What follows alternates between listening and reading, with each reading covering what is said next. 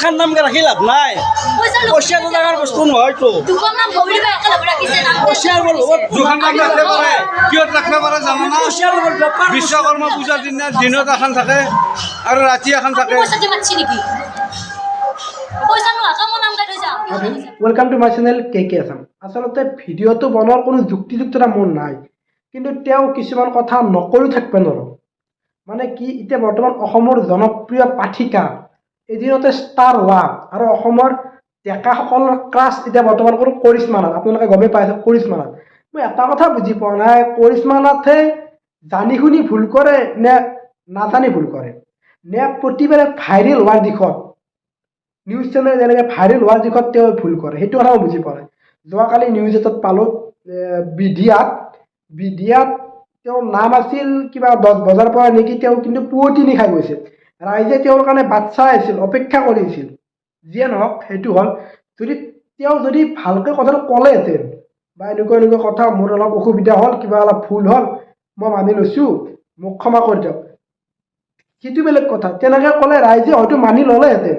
কিন্তু তাইৰ এটিটিউডে নে ষ্টাৰ হোৱাৰ নে মানুহে যে কয় অহংকাৰ বুলি কয় নে তাৰ অহংকাৰে কি বস্তু মই বুজি পোৱা নাই।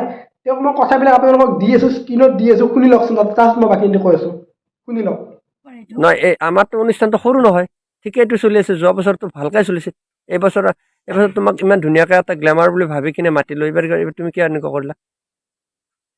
টাইমটো নিমিলে, তেওঁলোকে এতিয়া কথা দিছিলে আহিব, তুমিতো যোগাযোগ ৰাতি তেওঁলোকে কৈছে যে 11টাত গৈ পেলাই হ'ব। ঠিক আছে, ৰাতি 11টাতে আহিব লাগিছিল। তেওঁলোকৰ কথা মতে তেওঁলোকক ফোন কৰি কৈছে যে তুমি 11টাত ঠিক আছে, তুমি দিনত আহি যাব লাগিছিল। তুমি দিনত কিয় নাহিলা? তুমি দিনতে আহি যাব লাগিছিল। তুমি দিনত কিয় নাহিলা? ঠিক আছে, দিনত চিঠিখন যেতিয়া দিলে ক'লে ৰাতি আছে, তেওঁলোকৰ আপোনালোকৰ মানুহৰ আগতে তেওঁলোকক ফোন কৰিছে। নহয়, তুমি দিনত যদি আছিল দিনতে আহি যাব লাগিছিল। তুমি ক'ব লাগিছিল যে মই দিনতে যাম।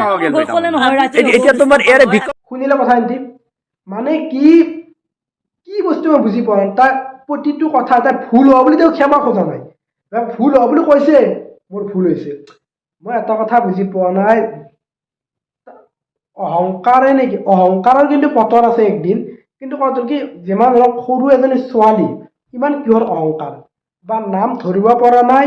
আৰু তেওঁ কি কৈছে মই নাগালি বেলেগ একদিন কি নাম গাই দিম।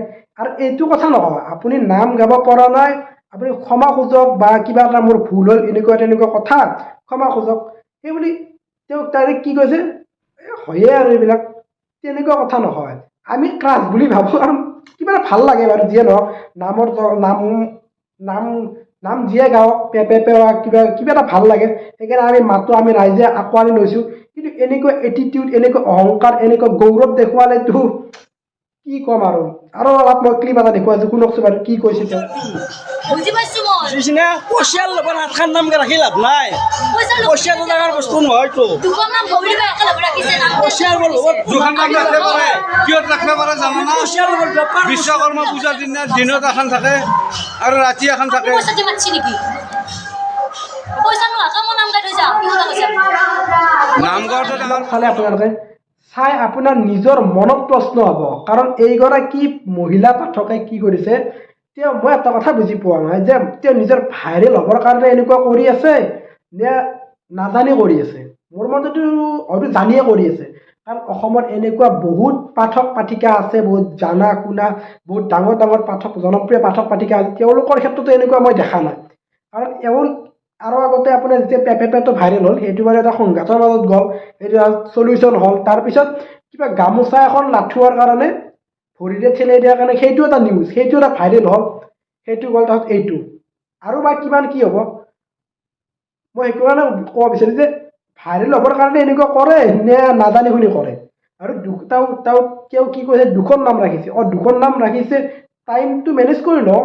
দুখন নাম নহয়, 4খনে ৰাখা আপোনাৰ কথা সেইটো। কিন্তু আমাৰ টাইমত আমাক নাম গাব লাগে, আমি ৰাইজে যেনেকৈ মৰম দিছোঁ, আমাকো মৰম দিব লাগে। কথাবিলাক হ'ল তেনেকুৱা।